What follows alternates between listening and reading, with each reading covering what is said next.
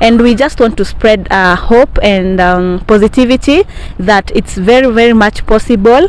You don't have to freak out because you've not gotten pregnant for a long time or something like that. Hi guys, welcome to the Well Nourished podcast. Actually, today we want to discuss a very sensitive topic, that is fertility. We are actually in a crisis when it comes to fertility, and this is affecting or compromising our lineage as humans, because if we cannot reproduce, we cannot assure or allow continuity. So we're going to talk about some of the things that causes infertility. We're also going to dig deeper into some of the nutrition interventions, because nutrition intervention has been shown in so many studies to be a treatment kind or a therapy when it comes to fertility issues. So Grace is going to talk about some of the causes of infertility, and then we talk about the nutrition interventions that we can actually do to ensure that we ensure continuity, because God gave us life and told us to go and reproduce. That is our core business in this planet. So consider subscribing, like this video to support our channel, and tell us in the comment section what you would like us to talk about, and we'll definitely do that for you. So Grace, we've encountered so many women and men who want to boost their fertility. As nutritionists and dietitians, we believe that there's a lot that can be done even naturally. Your body is meant to reproduce, but there are some things that are making fertility become an issue that we are currently facing as a country and even worldwide. And some of these issues can be tied to our nutrition and lifestyle practices. So of course, this kind of diet that we have adopted because of being very busy, that we cannot make real healthy food, can actually contribute to some of the cases of infertility that we are facing. Besides that, there's increased stress levels, which definitely not only affects fertility, but it also affects other aspects of our health. Like we mentioned in our previous video, it can also affect your gut health, hormonal health, mental wellness, and so many things. And then apart from that, of course, there is sedentary lifestyles. Not so many people are so keen about movement, and they think that because they go to work and they work, like that is enough. Sometimes it's good to put in the extra effort and make sure that you are at least doing some movement, and we're going to talk about this in details. And of course, we have the environmental effects. Our soils, they're so much contaminated. Even the food that you are eating, they are not nutritious enough. There's a lot of environmental toxins, just to sum it all. And it's not only the foods, it can come from even the cleaning agents, from our deodorant, so many things that we use, plastics that can affect our body and our fertility. Most of them we cannot avoid, but you can start by reducing and swapping to healthier options so that you can boost your general wellness, including fertility. And then others is sometimes we are so much caught up in the diet trends, so people are doing extreme dieting, extreme exercises and all that, and our body does not thrive that way. When you are taking a recommendation from TikTok or from wherever, and you just subject your body into excessive calorie restriction, that one will definitely set you off from getting pregnant and boosting your fertility in general. Of course, the overuse of medications can also explain why there are cases of infertility, because people are just prescribing themselves antibiotics, so many things that can overburden our liver and that can lead to hormonal imbalances and such things that are related to fertility. But we are going to share with you some of the nutrition strategies that you can do from home, actually, that eventually can boost your fertility at the end of it all. And Mumina is going to talk about how are we supposed to eat for us to be fertile. before we continue, let me just pose a question. What does it mean to be infertile? When you're not ovulating, when you're not having your periods? Sometimes you can be having your periods consecutively, like every month, but does not mean that you are fertile. So you need to track your ovulation and making sure that for real you are ovulating. You can track it by the changes in your cervical mucus. You can track it by the changes in your basal body temperature, because when you're ovulating, definitely your body temperature goes high by like up to 1 degree Celsius. So you need to make sure that you are ovulating and not just looking that I am having periods every month. Yeah, that's another very important point. So I am going to talk about the nutrition intervention or some of the lifestyle interventions interventions. Let's just talk about the dietary adjustments, because the unexplained fertility cases, they've actually been shown to improve drastically with adjustment in nutrition and lifestyle. When you're talking about adjustment in nutrition and lifestyle, we are not talking about crazy diets. No, we're talking about interventions that are going to help you heal and repair your body, actually by fueling it with the right type of food, the right type of nutrients, so that the body can support itself, to ensure that it can actually be in a position to carry, or even if you're a man, to produce healthy sperms that are, motile enough to ensure that they promote conception. So the first thing that I'm going to talk about, as I've said, is fueling your body enough. Most infertile women have a history, like the cases I've dealt with. I have dealt with women who have a history of crazy restrictions of diet. Let's say they're in their 30s. They'll tell you, like, I was doing crazy diets, I was eating like 1 meal a day. They say that promotes fertility, but you see that's not the case, because when you're putting your body through so much, you're going to alter a lot when it comes to your hormonal profile. You're going to affect leptin sensitivity, you're going to affect how estrogen works by definitely affecting insulin and other hormones, and this will definitely affect productivity and fertility negatively. So it is important that you take care of your diet, ensure that you're fueling your body with the right type of nutrients, macro and micros. You see, me and Grace, we are almost the same age, we're in the same age bracket, but you see our nutrient needs might be totally different, because our activity levels, our stress levels, sleep patterns are totally very, very different. So you need to sit down with a dietitian and assess your specific nutrient needs, both macros and micros. Do not do away with a specific food group because someone told you to do away with carbohydrates. Intake of carbohydrate in women has been associated with increased or improved leptin sensitivity, which improves productivity and fertility in women. Because of the crazy weight loss procedures or weight loss strategies that we are having currently, we are having a lot of women avoiding intake or uptake of carbohydrates. They are doing only protein and fats, which it might depend, it might be okay depending if you're dealing with maybe certain condition. If you're epileptic, if you're doing with any other condition that requires keto, that will be very, very okay, but not fertility. So for weight management strategies, you can actually talk about things like taking care of your physical well-being, taking care of your healthy diet, taking care of your sleep patterns, taking care of your stress levels. All these are some of the things that you can do. Another thing that you need to do when it comes to your diet is actually increase intake of foods that are going to help you and help your liver cleanse itself, because as a human being, the brain is the most powerful organ, but the liver is the most important organ when it comes to functionality, because it is where everything goes. It is where there is metabolism, it's where there is excretion, detox. So when you support your liver, your body is able to support this balance that we call homeostasis balance. When you're in that system where your body is able to self-regulate, you can be able to have optimal functionality when it comes to your endocrine system. That is basically the hormonal profile that actually support fertility. So foods that are going to support liver detox and liver regenerations are foods like foods rich in chlorophyll, like the vegetables, foods rich in minerals and vitamins, the red vegetables. All those are very important phytonutrients and antioxidants to help you cleanse your liver. Another thing, energy levels, energy production levels. If your energy production or energy release is compromised, that is basically a compromised liver function, and again you will have low levels of or low chances of conceiving.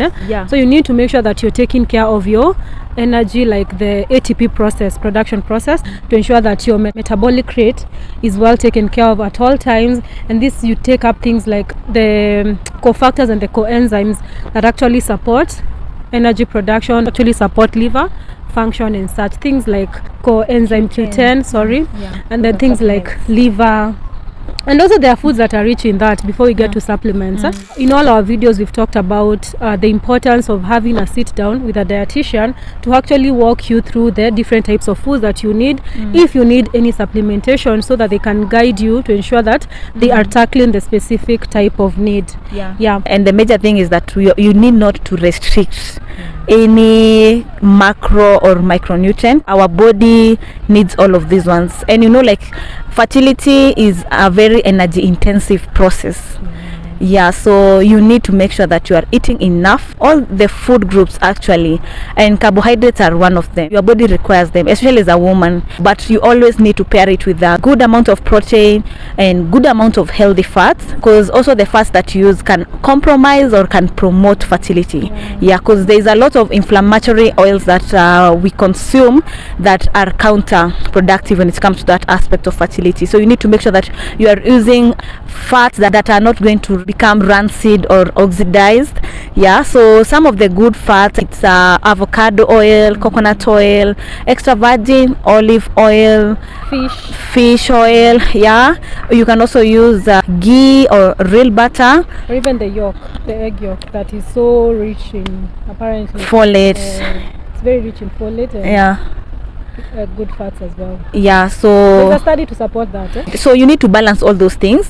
Keep off the inflammatory oils as much as possible. Inflammatory oils are mostly used in ready-made foods, even foods that are prepared in restaurants, because they are cheap. Definitely you not get a restaurant that is preparing you with avocado or coconut oil or olive oil until on special orders. So you need to be aware that when you're eating out, you are probably taking inflammatory oil, so you need to like minimize that and make your own homemade meals as much as possible.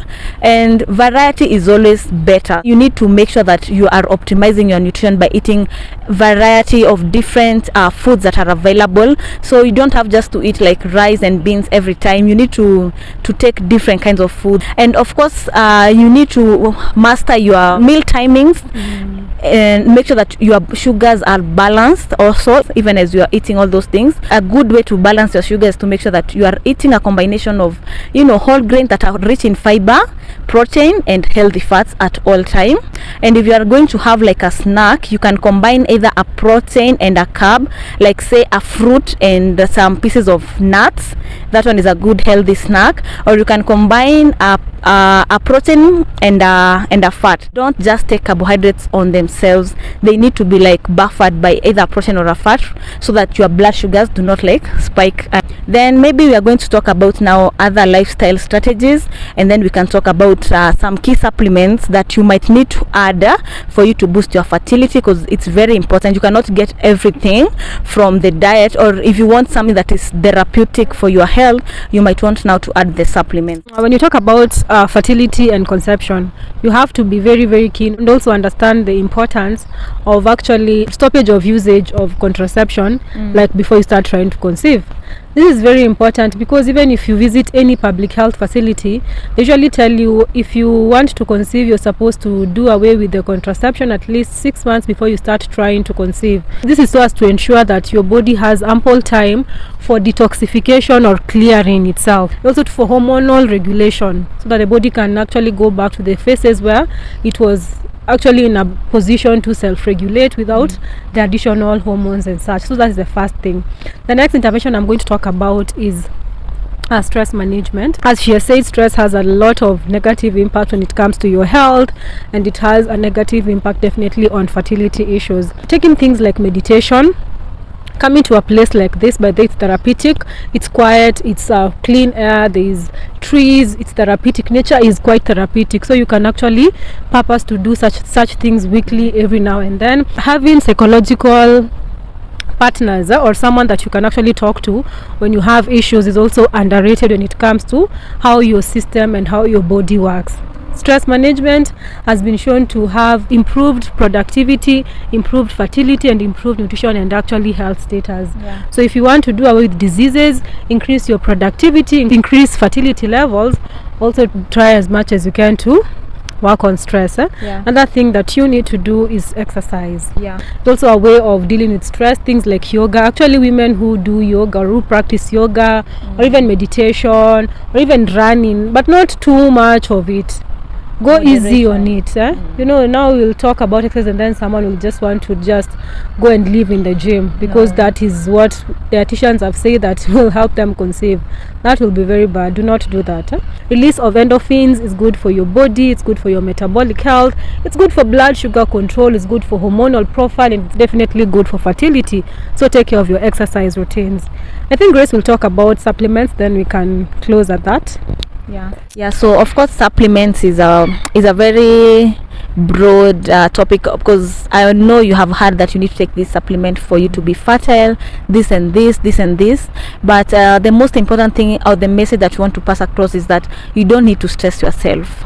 So of course supplements are good addition because they complement the diet that you are in and the lifestyle that you are in. Maybe she forgot to say that you also need to cut off alcohol and smoking, because they also increase the oxidative stress in our bodies, and that is the least that you want to be happening in your body. You actually need a lot of antioxidants.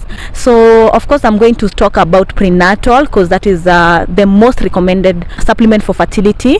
Say you want to get pregnant in December and now it's in August, you need to have started earlier. Like you need actually 6 months is the most optimal time for you to try or just get the correct nutrition for your body to be able to carry that pregnancy. And for some people it might take even an year, so you don't have to say that it is exactly 6 months, but that is what has shown to have the best positive effects on people. You need to get a very natural form of supplement compared to those that are mostly synthetic. So a good prenatal is definitely prenatal that will have nutrients like folate, but of course you need an array of so many nutrients, folate being one of them, a good source of iron, antioxidants in it like vitamin C, vitamin E.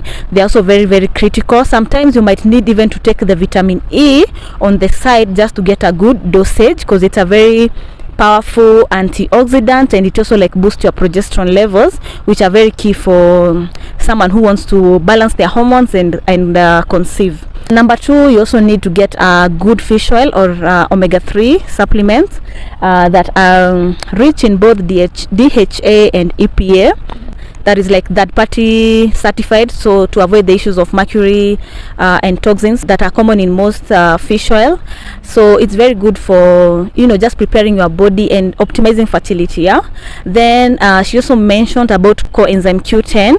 It is also in the class of antioxidants. Antioxidants are very, very encouraged, so that's why we are mentioning many. You have had vitamin E, you have had vitamin C, you have heard about now coenzyme Q10. It like powers your mitochondria and gives off that energy that ova requires for conception to take place. So it's very good, and it also reduces oxidative stress in the body cells. So coenzyme Q10 is another one. And then there is also inositol. If especially you have issues with the metabolism, you have issues with the insulin resistance, it's one of the supplements that you might want to add into that to make sure that your metabolism is healed and is optimal, so that you can boost your fertility at the end of it all. Some other nutrients that you might want to add, of course, folate. If you find that the folate in your prenatal is not the required amount, like say you need 400 to 800 micrograms of folate, but you find in the prenatal maybe it's only 200, you might want to add folate on its own. Yes, but if you are taking like green leafy vegetables, rich sources of protein, you will definitely find the folate in there. And then there is also, in some instances, vitamin D. You might want to get checked, because low vitamin D has been associated with infertility in recent studies. So you might want to get checked your vitamin D levels, and then you start supplementing right away. And of course, you'll be advised on what milligrams or dosage to take for your vitamin D supplements. Fertility is quite complex, but those are some of the few recommendations that we have. But of course, if someone needs more, a dietitian will definitely provide more. So another thing maybe I can add as we close is natural herbs to provide you with the extra needed chlorophyll, the extra needed vitamins, the extra needed antioxidants. So things like chia, things like wheatgrass, lemon, moringa, they are all very good when you're trying to conceive. So you guys, as you go and take care of your nutrition, remember that you just don't go and take supplements and miracles happen. It's a process. It might take time. Be patient with yourself. Have regular sex. Do not start thinking about having sex when you're just ovulating. For those cases that your gyna has told you to make sure that you track when you're ovulating and have that sex, but your body might get so stressed that it will actually not conceive. So try as much as you can to have regular sex, to be comfortable with yourself, enjoy your partner, and all the best. And remember that we have customized diet and meal plans for all our clients. We have different plans by the way when it comes to nutrition coaching. We have a very amazing 8 weeks program by the way, you guys. It goes for only 10,000 Kenyan shillings. That is roughly $100 for the 8 weeks. And in this coaching program, if you are struggling with fertility, we're going to teach you food basics. Like we're going to give you all the fundamentals of nutrition, all the fundamentals of supplementation, lifestyle adjustment, mindset changes, and even therapies, other therapies to help you and your partner conceive faster. So this program goes for 8 weeks and we are in it, both of us, and you're going to cover all that and more. We also have another coaching program that is a one-off. You're still very much encouraged to do that because it goes for $30 basically. That is basically 3,000 Kenyan shillings. So for this program, it's a one-off consultation whereby you have me or Grace, whereby she's going to take you or I'm going to take you through a 90 minutes, a whole 1.5 hours consultations, and then we're also going to do a follow-up for 45 minutes, and we do basic meal plans and diet plans for the same. Then we have the best ones like most people might like. We have the monthly program or the group coaching, and that is where we are going to create a group. We have slots open.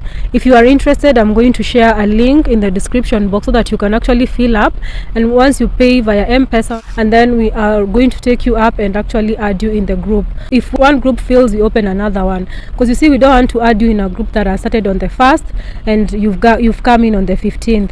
So we're going to add you in a different group so that to avoid giving you less information than those ones who were there before, and also to avoid the repetition of information. But you're going to be very thorough with all our groups. We are not going to get tired of having those notifications on WhatsApp, so make sure that you sign up and be part of it. So that was it for this session. Ensure that you join us for the next session by clicking that subscribe button and hitting that notification button so that you get notified once we upload. Thank you so much, and until next time, it's a bye.